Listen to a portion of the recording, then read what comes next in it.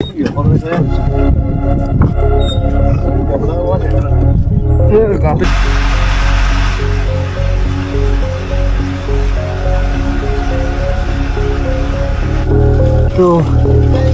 এইখান দিয়ে সম্ভবত ইটানগরের বর্ডার শুরু।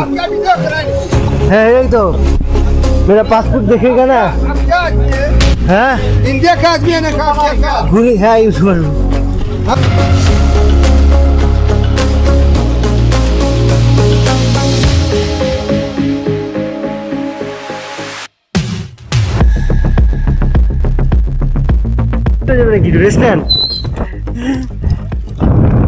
তো ভাই এখন খাবলু না খাবুলু ঘাটে বসে আছি। তো ট্রলার আসবে, তারপর ট্রলার দিয়ে আবার চলে যাবো। এখানে ট্রলারে কি জানি বলে बोट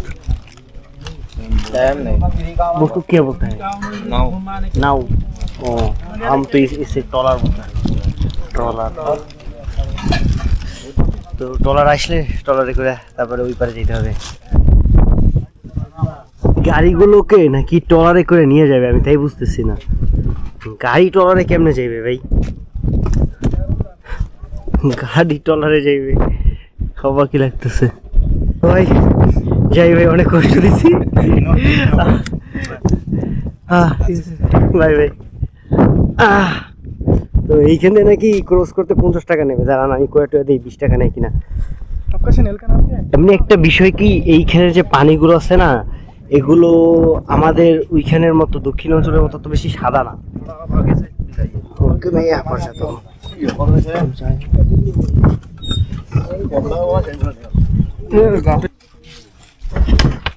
आराम से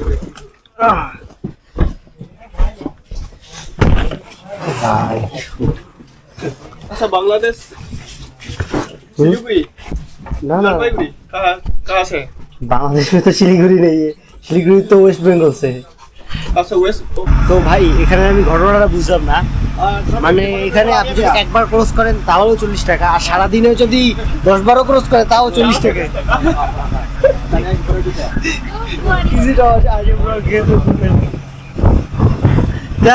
जब आप फिर 2 बार आएंगे फिर उसने क्या पता जब आप आएगा 2 बार।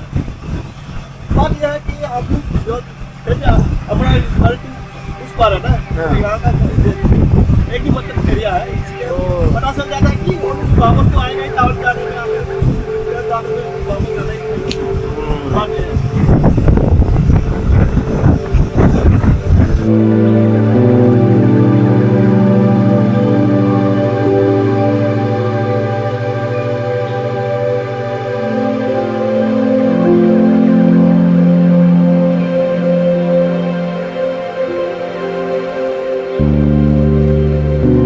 আরেকটা বিষয় কি, ছোটখাটো ট্রলারগুলোতেও আপনার লাইফ জ্যাকেট থাকে, কিন্তু বাংলাদেশে ওটা এখন দেখা যায় না।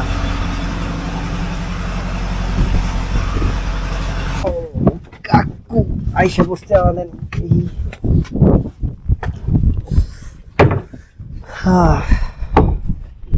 ব্যাগ না থাকলে তো লাভ দিয়ে চলে যাওয়া উচিত। চল উপরে যাই, উপরে গিয়ে তারপরে নতুন একটা কোনো গাড়িতে করে তারপর চলে যাই।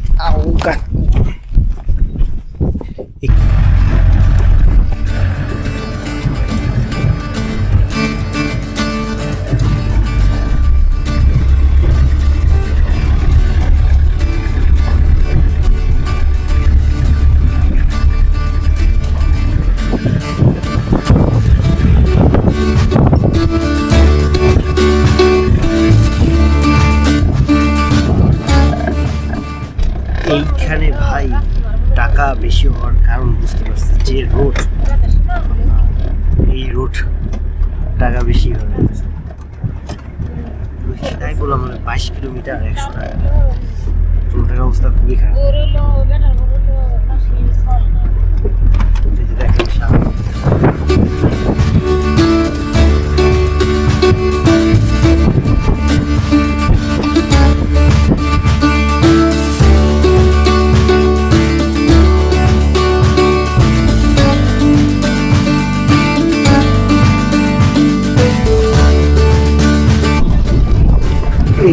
জায়গাটা গুলো একেবারে মানে কি বলবো ভাই, আপনারা দেখে বাংলাদেশের মানুষ দেখে বুঝতেছেন এটা কেমন লাগতেছে।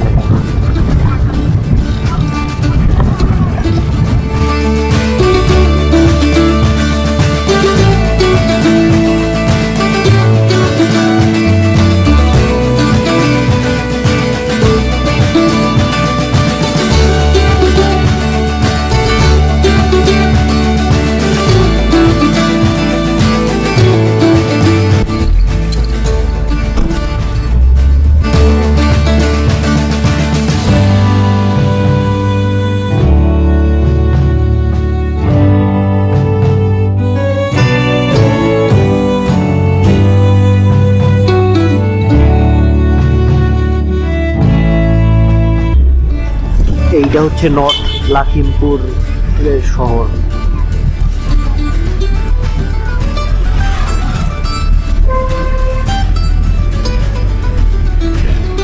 অনেকটা শিলিগুড়ির মতো, কিন্তু শিলিগুড়িতে এত বেশি সুপারি গাছ ছিল না, এখানে অনেক বেশি সুপারি গাছ।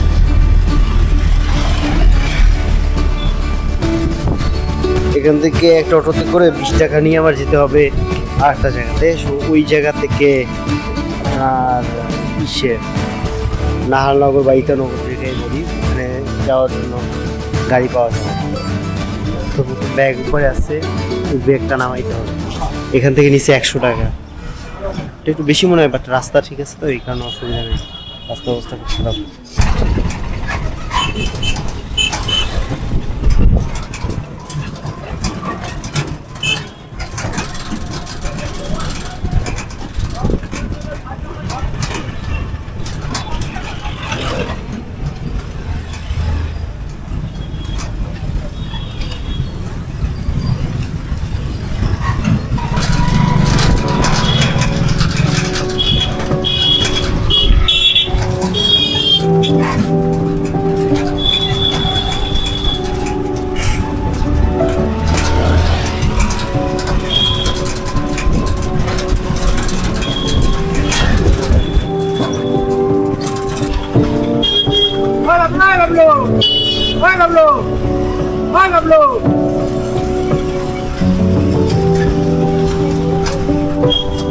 এই ইটানগর বাস স্ট্যান্ড, তিনি বারোর লাগুন না কি জানি একটা জায়গা, ওই জায়গায় যাওয়া লাগবে। তো ওইখান দিয়া তারপরে এখন এখান থেকে যাব হইতেছে বান্দারোয়া এই নামের একটা কোনো একটা জায়গা। এইখান থেকে 36 কিলোমিটার, যাইতে লাগবে প্রায় 1 ঘন্টার মতো। তো এখান থেকে নেমে বললো 70 টাকা, দেখি কাকা কত নেয়। 70 টাকা একটু বেশি, 36 কিলোমিটার 70 টাকা, দেখা যাক কি হয়। শহরগুলো অনেকটাই আবার ইসের মতো, আগরতলার মতো, কিন্তু গ্রামগুলো অনেকটা বাংলাদেশের মতো ছিল।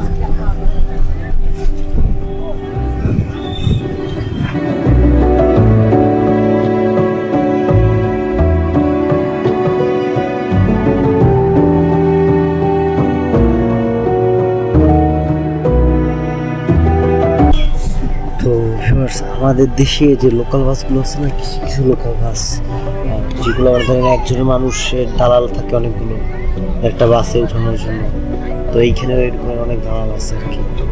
এই বাসটা এত জায়গায় দাঁড়াইছে, মানে ধরেন 10 কিলোমিটার যাইতে পারে নাই, 15-20 মিনিট দাঁড়ানো শেষ, এতবার দাঁড়াইতেছে।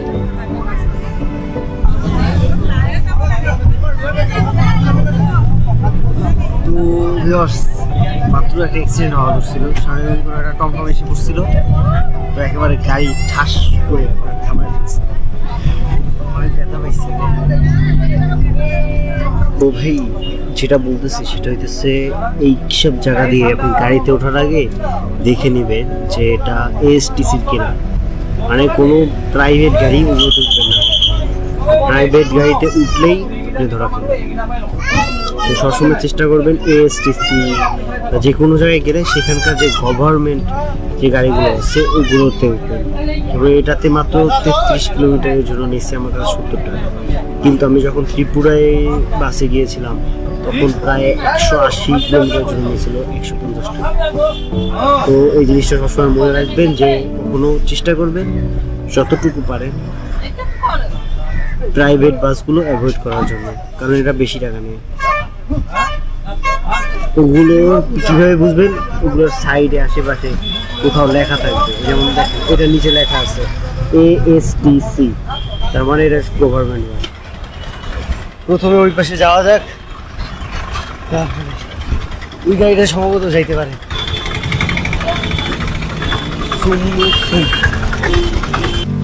তো এইখান দিয়ে সম্ভবত ইটানগরের বর্ডার শুরু।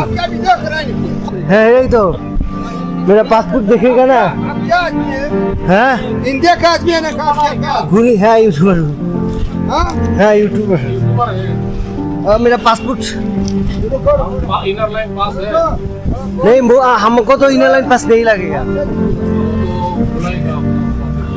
नहीं नहीं, बांग्लादेशी को नहीं लगता। मिजोरम वहाँ पर सब जगह गया था, कोई भी नहीं लगा। उन्हें बैग को उतारो ना ले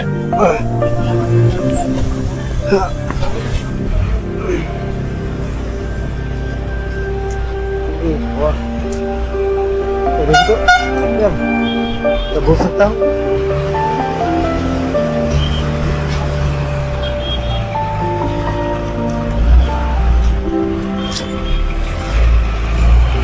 क्या करूँगा।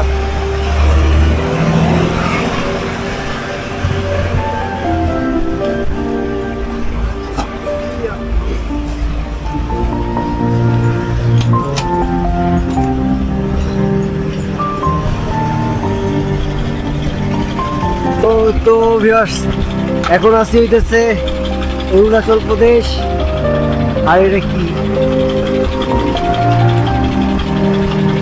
সম্ভবত আসাম, ও না, হ্যাঁ আসাম অরুণাচল প্রদেশ, এই দুই জায়গার বর্ডারে। এইখানে আমার ইনার লাইন পাস ওরা চাইতেছে, যদিও ইনার লাইন পাস লাগে না, তোরা বাইরে কেউ একজনে রাখবে, তো দেখি কি করে। তো ভিউয়ার্স, এখন বসে আছি, তারা কেউ একজনে ডাকবে, উনি আসবে, আসার পরে আমার পাসপোর্ট দেখবে বা ভেরিফাই করবে, তারপরে ভিতরে ঢুকতে পারবো। অন্য সব জায়গায় তো দেখতো, দেখেই ছেড়ে দিত, করতেছে এতক্ষণ আল্লাহ জানে। देखे नहीं गए अभी तो चिल। क्या तुम असम का हो और अरुणाचल का? असम असम। ये भी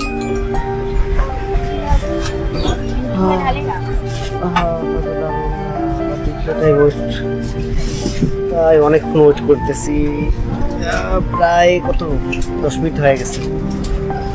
মণিপুরে একটু সময় লাগছিল, বাট মণিপুরেও অনেকক্ষণ লাগেনি। মণিপুরে শুধু পাসপোর্ট দেখছে, নাম্বার লেখছে,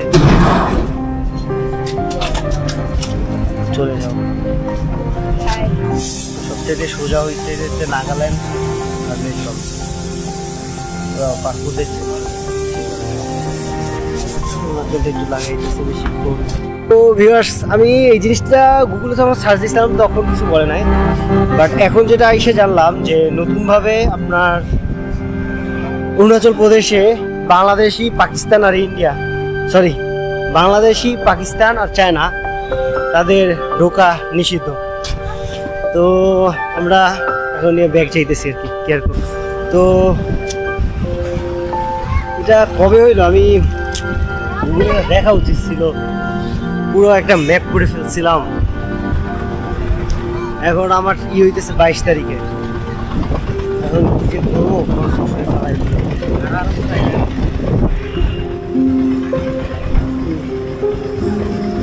এই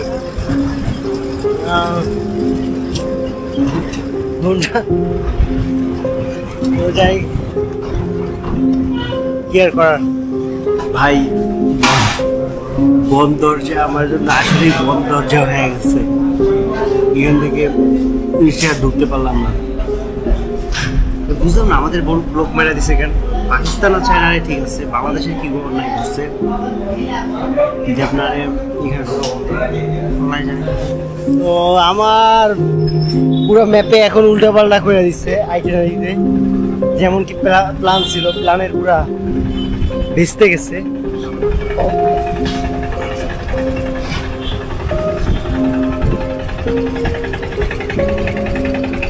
কি ভাই হারামতি যাবেন নাকি? হারমাতি নাকি জানি, হারমাতিকে গাড়ি ও হাপার ভাঙ।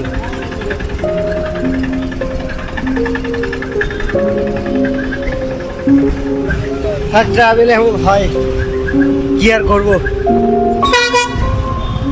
বাট মনটা খারাপ লাগতেছে যে আমাদের পাশ দেয় না ভাই, চায়না পাকিস্তানের বোঝা যায়,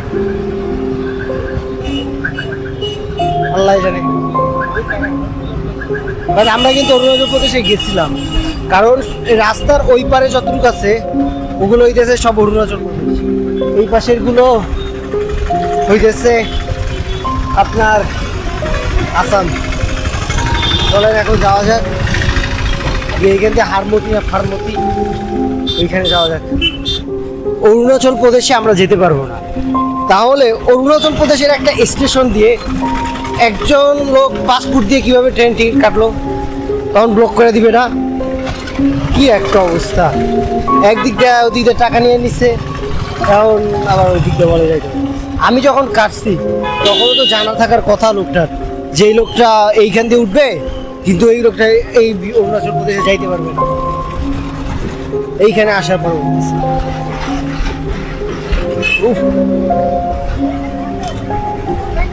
ভালোই কষ্ট লাগতেছে। হ্যাঁ বাংলাদেশ से हारमती हारमती हारमती हारमती রেল স্টেশন, এখান দিয়ে আমি যাইতেছি হারমতি না এমন একটা জায়গায়।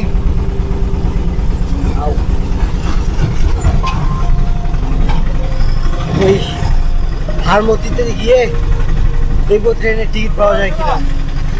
তো ট্রেনের টিকিট ওটা দিয়ে আমার গুয়াহাটি যেতে হবে, কারণ এই ছাড়া আর কিছু করার নাই আপাতত। এই যে পাহাড়গুলো দেখতেছেন না, এগুলো হচ্ছে অরুণাচল প্রদেশ। আমরা একটুখানি ভিতরে ঢুকছিলাম, তার মানে আমরা অরুণাচল প্রদেশের মধ্যে গেছিলাম, যদিও পরে আর ভিতরে ঢুকতে দেয়নি। সব চায়নার, এখান থেকে প্রায় 1 কিলোমিটারের মতো হাঁটা লাগবে।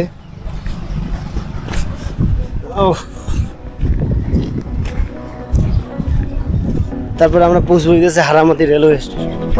তো হিয়ার্স অবশেষে এসে বসছি, এই যে কি রেল স্টেশন নাম দিয়ে ভুলে গেছি। যাই হোক, এই রেল স্টেশনে আমি যাই দেখবো যে অরুণাচল প্রদেশ দিয়ে যে টিকিটটা কাটছি ওই টিকিটটা ক্যান্সেল করা যায় কিনা, কয় টাকা ফেরত পাই, আর গুয়াহাটি যাওয়ার জন্য টিকিট স্লিপিং টিকিটটা পাওয়া যায় কিনা। তাহলে আজকে রাতে ট্রেনেই হয়ে যাবে, টেনশন থাকবে না। ঠিক আছে, তাহলে কোন আছে স্টেশনে? স্টেশনের এই রুমগুলো প্রত্যেকটা বন্ধ, যাই না কেন। আর এই গেছে স্টেশন,